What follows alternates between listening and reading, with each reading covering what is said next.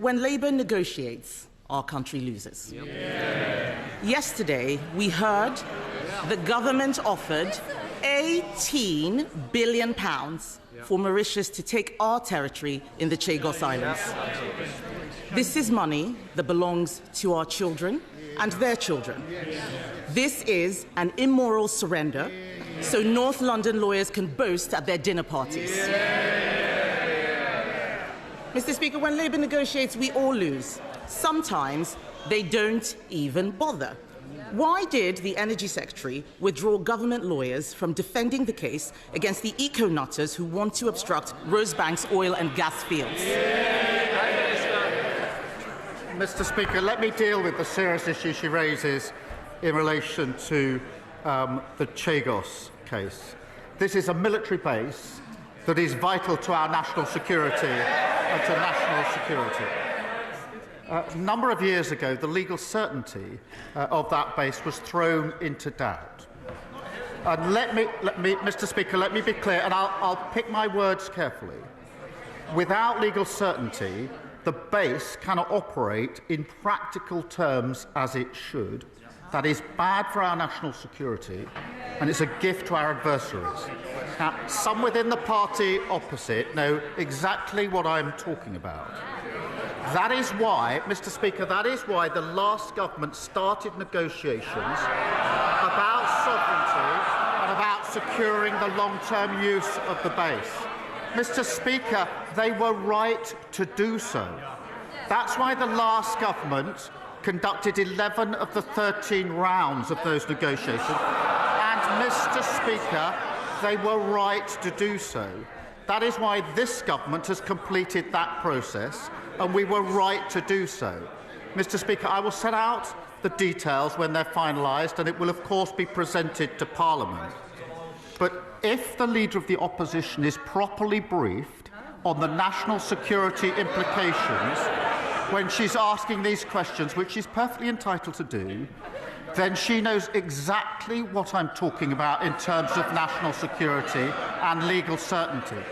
If, on the other hand, she's not properly briefed on the national security implications, she's not doing her job, she's not concerned about national security, and she's not fit to be Prime Minister. Mr. Speaker, how can anyone believe that this man is defending UK interests when he bends the knee to anyone who asks him? His answer was so weak and so waffly, it is no wonder he needs a voice coach. But he didn't answer the question I asked him, why the Energy Secretary was not defending our country. The Energy and Environment Secretaries received nearly £400,000 worth of donations from Lisbeth Rousing. It's her money behind the court case that will stop an £8 billion investment, threaten thousands of jobs, and endanger energy security for all of us. Did the Energy Secretary refuse to defend UK interests because he's funded by billionaire eco-zealots? Prime Minister. Well, Mr. Speaker, I'll come to that very issue, but I noticed she didn't say she was briefed about the Chagos issue. This is important. Mr. Speaker, when she became Leader of the Opposition, I said to her that I would give her a briefing on any national security issue if she asked for it. That's very important to the way that we run our democracy. She has not asked for a briefing on the Chagos case. And that's because she's more interested in chasing reform than in national security.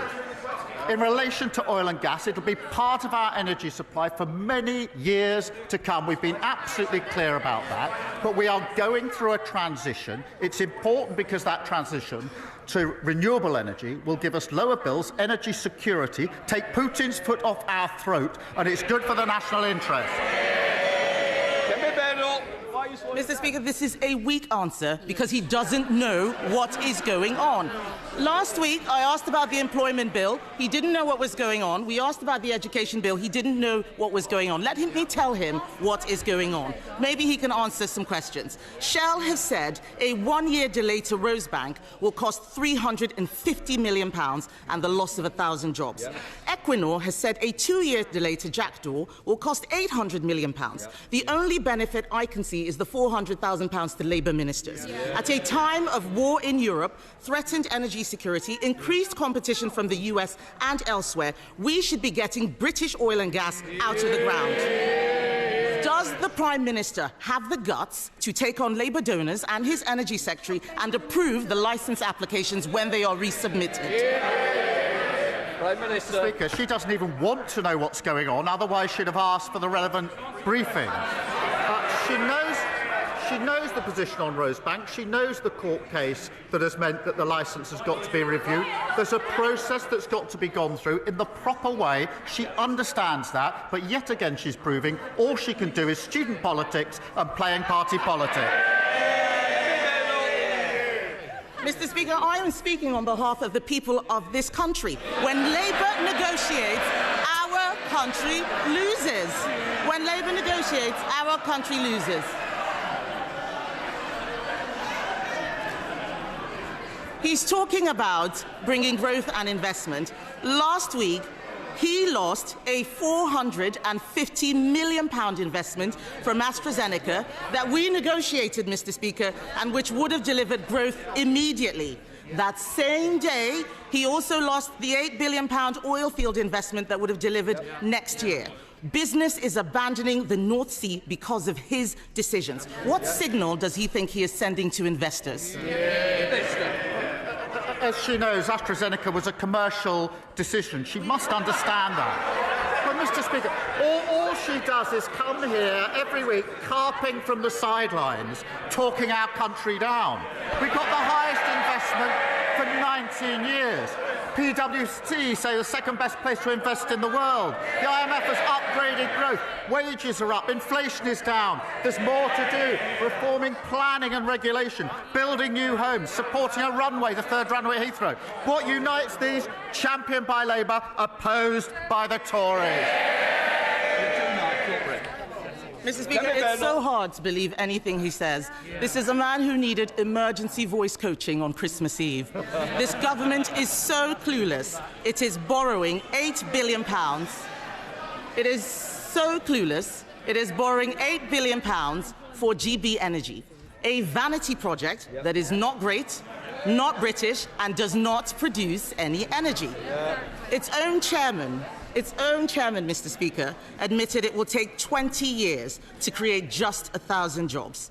Meanwhile, 200,000 jobs are at stake in our oil and gas sector right now. Does he think that 1,000 jobs in 20 years' time are worth more than the 200,000 jobs we have now? Prime Minister. Again, she clearly hasn't been briefed or doesn't want to be briefed. GB Energy, a publicly owned energy company that will drive the move to renewables. That is not about the number of jobs in HQ. It's about the thousands upon thousands of jobs they will generate to give us energy security, something we didn't have under the last government, take Putin's boot off our throat, something we didn't have under the last government. They lost control of the economy. We're getting it back. He can waffle as long as he likes, Mr. Speaker. But we know that Labour promised to bring energy bills down by £300. Instead, bills are going up. He's freezing pensioners while shoveling money to Mauritius. The Prime Minister isn't just managing decline, Mr. Speaker. He is creating decline. He has the power to grant these licences, open these oil and gas fields, save British jobs, and bring down bills. Why does he find it so hard to do the right thing? Right. She really needs to look into how these licences are granted. Well, I appreciate that they're their reset seems to be having no policies apart from cutting pensions and having no briefings on relevant issues. Let's just remind ourselves, they presided over the biggest drop in living standards on record. Mortgages went through the roof and they left a £22 billion black hole. And we learned last weekend, Mr. Speaker, that under the last government, £35 billion was lost on benefit fraud and error. Who was at the Treasury at the time, you might ask, Mr. Speaker? The Shadow Business Secretary and the Leader of the Opposition. They want to give lectures. No thanks.